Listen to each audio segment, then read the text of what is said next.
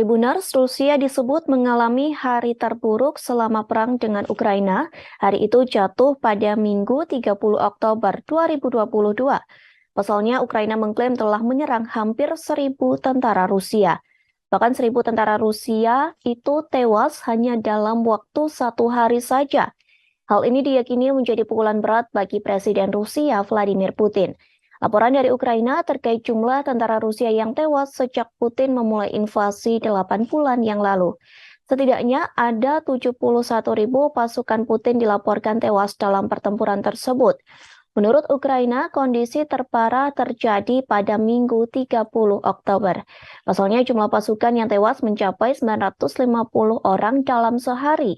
Di sisi lain, Ukraina juga mengantongi sejumlah bukti terkait kemunduran pasukan Rusia. Dalam video yang beredar, pasukan Rusia melarikan diri dari serangan Ukraina. Dikutip dari Daily Mail, mereka menyelamatkan diri menuju kendaraan lapis baja untuk menghindari rudal. Menurut Ukraina, peristiwa itu terjadi di Kherson beberapa waktu yang lalu. Kementerian Pertahanan Inggris rupanya ikut mengomentari kejadian tersebut.